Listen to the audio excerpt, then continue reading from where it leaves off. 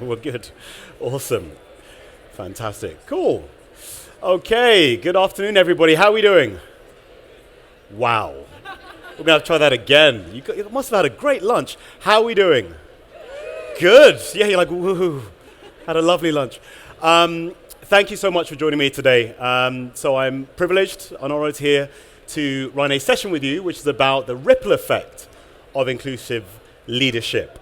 And we've got about 30 minutes, about 25 minutes now that I've had some time to do the tech checks and whatnot, to talk a bit about how we approach inclusive leadership at Upskill Universe, and really getting under the skin of what it means to help your leaders be that wave of change that you want to drive across the organization. It's going to be interactive. There's going to be a couple of Slidos. So if you've got a phone, I'm sure I'm speaking to the right crowd who know how to use Slido and Mentimeter and all those kind of ones. So please do engage and do ask questions. Hopefully I'll have a couple of minutes for questions at the end. And really I want you to start to rethink what you think about inclusive leadership in this session. We're going to ask ourselves a few questions about what do we demand of our leaders in our organizations? What do we expect them to do? What have they been through the last 5 years or so, right? And how has that almost sort of backlash that we've faced affected our ability to engage them and inspire them in this space as well? A bit about me. So my name's Gori. I'm the founder of Upskill Universe. We're one of the largest human-led training providers.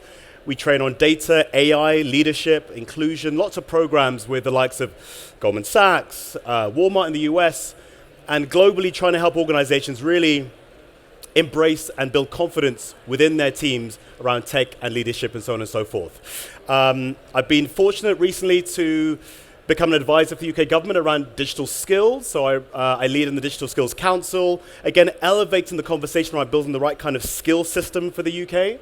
So albeit I talk a lot about AI, this for me is even more close to my heart because I'm like, we need leaders to feel empowered, right? So especially as AI is sort of transforming our organizations, right? How do we ensure leaders know how to communicate effectively and engage from that perspective? And I feel inclusion really is at the heartbeat of organizations, genuinely, right? We're in an interesting time at the moment, politically, but also with a polarized kind of atmosphere that we find ourselves in. It's important that we can help cut through that noise and provide really coherent information to our teams and get them excited about the future. I'm kind of wanting to sort of take a step back and be real with you guys, right? There's an uncomfortable truth that we're facing at the moment. Hands up, how many of you here have run DEI programs in organizations, in your organizations, right? Running them now, maybe have run them, maybe have had to transition them. We are facing an interesting moment. There are such a large number of leaders that made commitments, statements around change within organizations, right? Which we all heard, we all got behind, we all tried to elevate. And I find it interesting because when those statements were out there, people were really excited. They're like, great, we're going to see a beautiful wave of change across our organizations.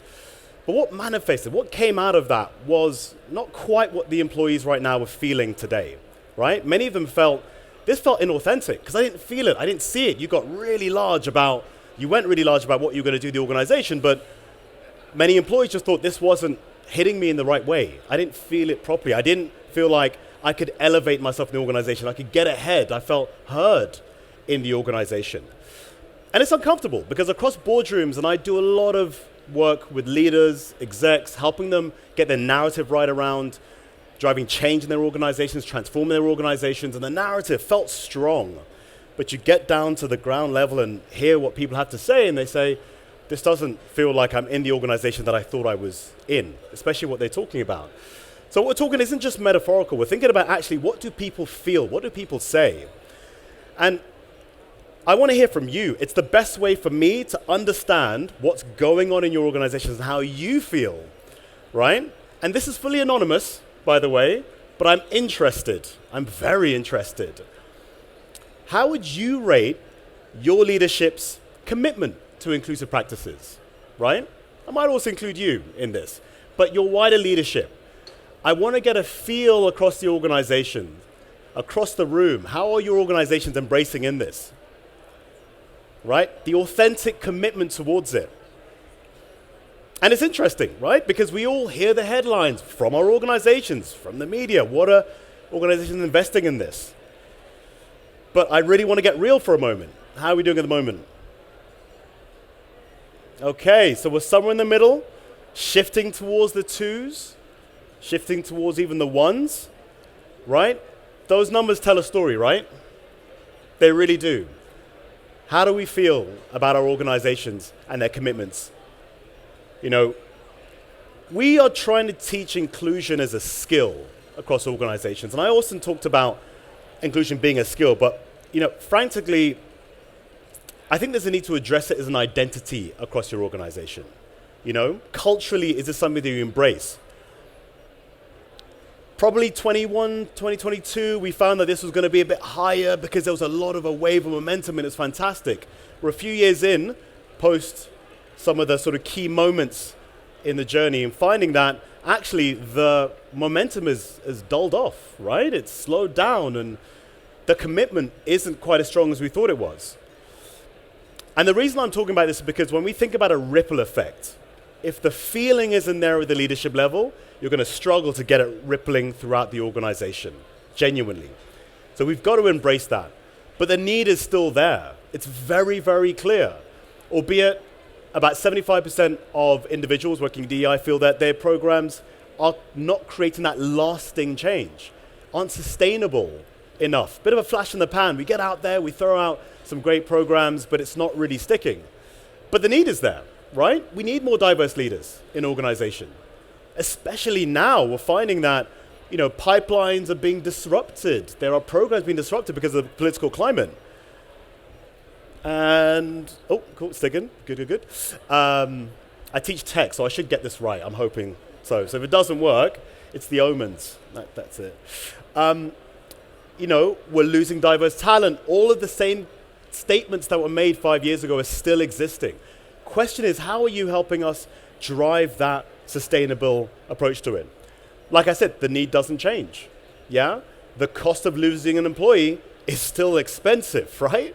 It's still expensive. Attrition rates are being impacted. And when people are choosing a new career, a new opportunity, they look at your DEI standards. They look at what it is that you're stating that you do to engage DEI across the organization. Like I said, the ripple effect really drives through. And I want to get a feel for this in the room as well, right? Like, I think there are barriers that we face. And I want to ask you the question, okay? And I like to do this in a bit of a ranking approach. What barriers do you face to drive true inclusive leadership practices across your organizations? So on Slido, you can pick a rank, choose which ones do you feel are the biggest barriers to getting leaders truly engaged in this conversation. I'm interested, right? Because, you know, we all feel like the barriers that we face in our organizations are kind of the only ones we face, no one else does. No, frankly, this is across many organizations. We're facing similar things. You know, are they overwhelmed by priorities? Have they not got the time? Is that what leaders are saying? Is like, we don't have the time to get involved in your event. They can't tell what the business case is. Why does a business benefit from me learning about all of these different topics as a leader? Right? Do they feel it's just not their problem? How do your leaders talk about the challenge within the organization? So let's see, how are we ranking at the moment? Overwhelmed by other priorities. Yes, and we'll talk a bit about that in a moment. There is a lot of shifting priorities at the moment within organizations, right? Sometimes they want to be politically correct. They don't know what to say. They feel like they're treading on eggshells, right?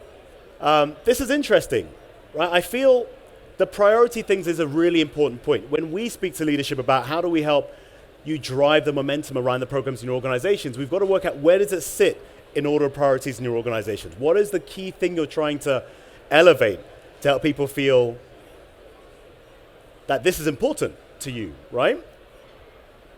Because frankly, over the years, the last 5 years, we've seen a lot of shift, right? Different things have driven different priorities across the organization to the point that you're feeling that fatigue, right? You know, 2020 was a watershed moment, right? Don't get me wrong, there are people in the room who are like, I've been in DEI for 20 years. I know this better than most. Frankly, 2020 did change the game, right? There was a huge increase in number of DEI roles that existed in organizations because they knew this was the moment that they had to act. The question is, how performative was it? How engaging was it? How sustainable were the initiatives that we really put in place? Over the years, we've had the Great Resignation, lots of people leaving organizations, a switch to remote working, hybrid working, tackling the shift within organizations and how employees engage. 2022, more economic crisis, wars across the world. AI started to pop up, which was a thing that we had to keep our minds on and our eyes on. And I always talked about how AI, which I'm super excited about the potential, the opportunities it brings, but also the dangers if we don't wield that technology properly, right? Genuinely, we have such an exciting moment to be able to guide how we shape it. But frankly, a lot of organizations are thinking, let's get using it as fast and as quickly as possible without thinking about the effects they're having on the workforce, on talent, on jobs, how it's reframing jobs, how it's augmenting jobs in a way that potentially might have us not be able to fill the space or the void that kind of humans need in terms of work, right? It's driving that change. 2025, we've seen more political change. It's kind of hit us back with another wave of this. And the number of organizations that have actually rescinded on those commitments is worrying. It's nerve-wracking. And you're thinking about your managers right now. And they're saying, wait, hold on a second. 2 years ago, you said, this is the most important thing we want to talk about. And now you're saying, I've got to use different terminology for it? Like, is this still important? How do you get that agency with them is super, super important. I've sat with a lot of sort of C-suite leaders who've said to me, you know what, actually, we do really care about it. And I've said, well, how much budget are you putting behind your DEI programs? We're like, well, we've got AI now. It's a bit different. Got things to think about. And I've said, well, you realize that change in narrative, it itself causes a ripple effect. It changes people's perception of the culture and the business, what matters to the business. Do people matter anymore? Are your leaders and managers feeling engaged in that space? And like I said, we've gone through a bit of a shift, right? All of those commitments were fantastic, but frankly, what we're hearing even now in organizations are people feeling a little bit dejected from what they thought was really key and important to the business, right? And like I said, when you're trying to engage your managers, when you're trying to get them feeling really committed and engaged and wanting to put the emphasis on this, you've got to think to yourselves, how do they perceive the environment they work in? Why should they carry your message? Middle managers especially, they are bogged down, they're busy. They haven't got the time to do their work, let alone carry this message for you. Be the ambassadors, fly the flag for inclusion in organizations. So you've got to meet them where they are. Starts getting them truly interested and excited in a way that says, actually, we're going to create the space for you to be able to lead us through this. Sustain that leadership is super important because their team members, they feel it even more so than they do, right? And I often ask myself in organizations, what are we tackling? What is the thing that we're trying to do to drive this inclusive leadership approach? When people think about building that momentum around inclusion, okay, you think about what do you do above the surface? And I think we need to start to rethink this slightly, okay? Creating ERGs, unconscious bias training. These are things that we feel are going to drive that sustainable change. Frankly, the real challenge that we face is below the surface. It's systemic. It's deeper than we as organizations can often change in a couple of workshops. Genuinely, right? It's multi-year programs. It's things that build psychological safety, that change behaviors in a way that get people, as I said, interested and excited about wanting to be different, to set goals that demand a different version of themselves as leaders in the organizations. And that's what we're pushing for because so much money has been invested in this space, but we found there hasn't really been that level of change. To a certain extent, we've even seen some retraction, right? There are more discrimination cases now, right, than there were in 2020. Maybe we've elevated the topic more, right? But frankly, what we've done is we've created that space for people to talk about it. Are we ready for it? Have we equipped people, even HR, to be able to handle that? And I think a lot of what we do is really trying to push a lot of programs, right? We sort of say, you've got to go do this now, you've got to go do this now, you've got to get into the habit of thinking this is important, but let's keep kind of putting pressure on you. I think it's important that we think about a way to be smart about how we pull people into wanting to do it, into owning, right? Rather than just sort of mandating, make sure everybody has to do it. How do we move into a space where we're getting leaders to model the behaviors that we think are key for the organization, right? And it does start at the top, right? It starts at C-suite level, getting them talking about it more confidently, continuing to talk about it more confidently, right? From the resistance that you're going to get and going, I'm going to fight, I'm going to get more people on our programs, how are we going to do it, to curiosity. How do you become a better leader? Are you a curious leader? Are you actually interested in becoming a better leader? What does that look like for the organization? Or are you just keen just to be a manager and tick that box and kind of go through this program, right? So we want to create space to experiment, flipping the narrative, experimenting in a way that you feel comfortable and safe to be able to do so. And I think about the traits. What do we try to ensure we instill in people? What do we look for from inclusive leaders that exist at the moment? The cognizance of bias, right? I'm sure many of you have talked about bias regularly in organizations, you know, and we as an organization, we actually never ran any unconscious bias training because frankly, I think to let people know about a bias is one thing. To give them the tools to know what to do with it next, that's where it really matters. And so many workshops got you thinking, you got bias, great. What'd you do with it? You can work that out yourself. Frankly, you're gonna be lost if that happens, right? So equipping them with the tools on how to have conversations. We're talking as simple as creating toolkits on, and conversation starters, what to say next, right? It might sound simple, but realistically, if you work out where your leaders are, they are much further back on their inclusion journey than you think they are. So not just knowing the bias exists, but wanting to be courageous and curious about how they step into that, giving them the tools to be able to do so is super important. And all of this starts to get us ready for the ripple, right? Ready for being able to shout and actually watch their teams go beyond it. Effective collaboration. You know, I think of this more even as social intelligence. Working well together, understanding what it means to have friction in your teams, but using that to be able to build a stronger, more cohesive environment, right? Setting up meetings so you create the space for psychological safety while friction can still exist, which is really, really key. And leading by example, that visible commitment, right? Many leaders sort of think it's easy to shy away. It's easy to hide, right? In some organizations, the larger you get, it is easier to hide, right? Because you're just like, let me just tick my box and get past all of this. We're not forcing people to make sure they're being overly visible, but making sure they have the space to feel that they can be.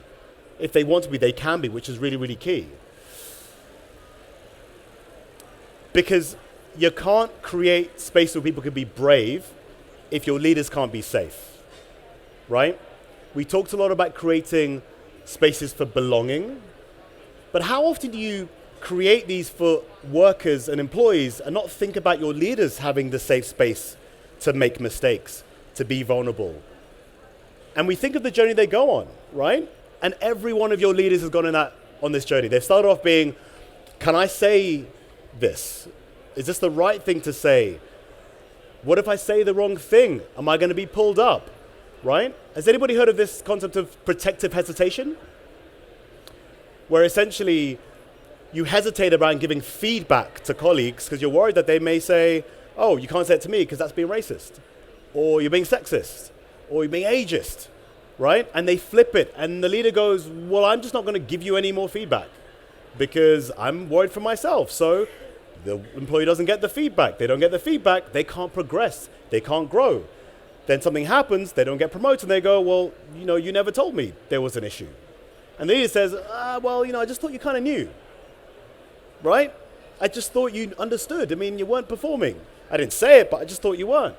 That hesitation is vital when you're trying to help people grow. It's vital to tackle, you're trying to help people grow and progress. So we want to help people move out of that fear, right? Creating those spaces. And kind of creating, and I love being in an environment like this because essentially you're all learning leaders, right? You're helping people actually create a space where they can want to be curious, experiment, but also learn. A lot of leadership and management programs I see feel like they're often, I'm not going to say shoved down people's throats, but quite aggressively said, you know what, you've got to go do this. It's really important. It's part of your management style. Frankly, a lot of it's in the comms. We've started to adapt some of our go-to-market strategies for our programs to help people feel more enabled, right? A little bit safer around how they can do it. Giving them space to experiment in workshops is absolutely key. Because like you all know, the importance of feeling belonging isn't just about every employee, it's about the leaders as well.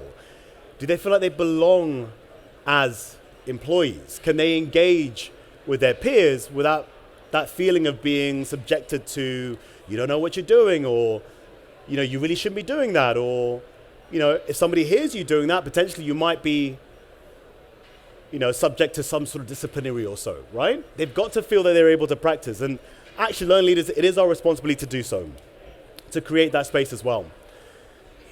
And we think about how do we create that space. And a lot of the programs that we run, we're talking about the narrative, the communication, the language that you use and how you roll out your program so people can feel they can start to be that ripple effect, right? And not just top down from C-suite downwards, but every single manager can think, okay, how do I start creating a space where I can be vulnerable, I can share information in a way that I know I might be judged, but frankly, I'm able to make mistakes, right? But we're able to learn from them and then continue to grow off the back of it.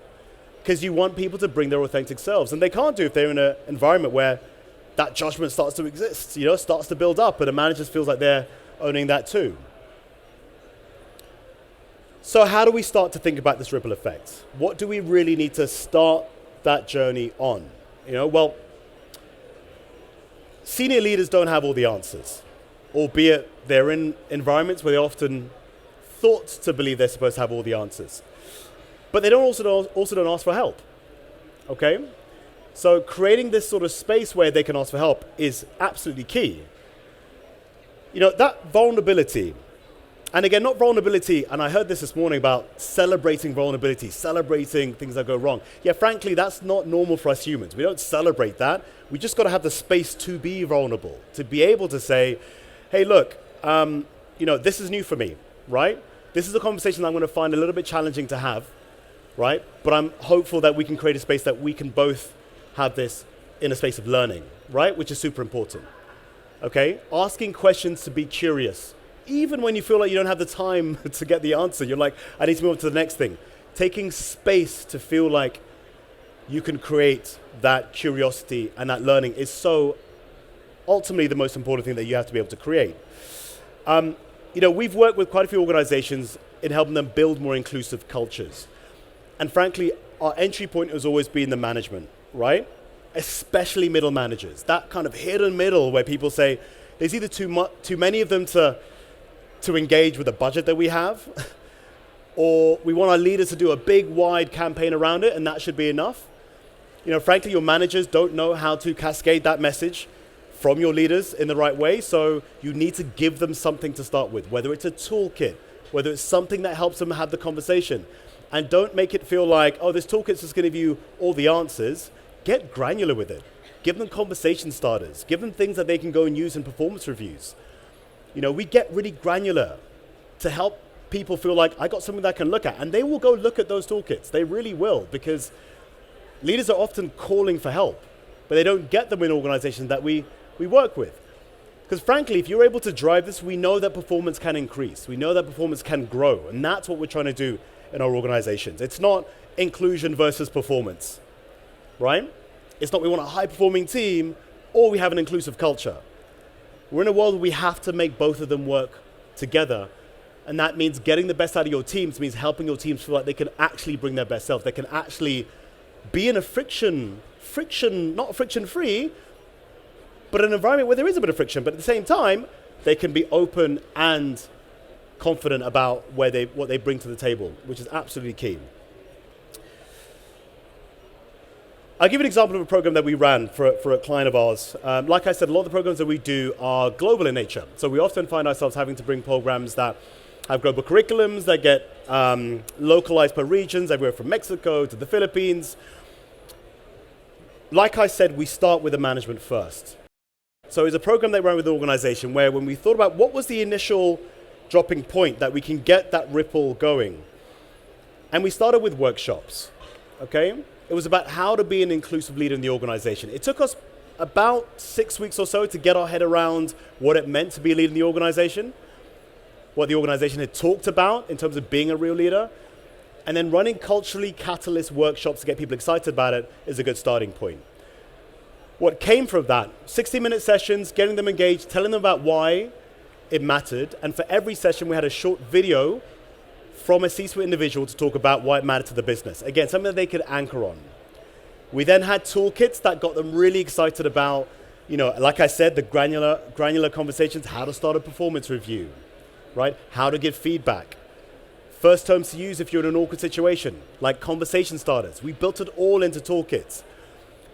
Then the way that we start to scale this, because we were also conscious that budgets were reducing, which is we built a train the trainer BME type program. So building champions in leaders, getting leaders to step in situations where they felt uncomfortable, right? Rolling out workshops themselves, setting up different ways in terms of book clubs and within kind of smaller coaching circles, giving them the tools to be able to run this themselves is how we were trying to drive that ripple effect. The best way we believe to learn is to teach. So to scale this kind of program, we essentially recruited champions to the organizations who were people managers in the business, right? A small number of them in a small campaign type approach. And then we filmed them. We filmed them delivering their workshops. We filmed them and their senior leaders talking about why it mattered, how vulnerable they felt delivering workshops. And then what did they do? They used that video in their workshops to talk about why vulnerability is so important for growth. And today, I think they've run over 125 BME sessions. This was a 2.5-year program, still running strong, still engaging across what is about 30 or 40,000 person organization at the moment. And what we really found most interesting, what I loved about it, is getting people to step out of their comfort zone, but in a space that felt safe to do so, right? A lot of organizations don't create the safe spaces because they think we've got to get you just delivering this message for us. It's not about just delivering a message. It's about saying, do you feel equipped or safe enough to be able to handle a conversation once you deliver the message?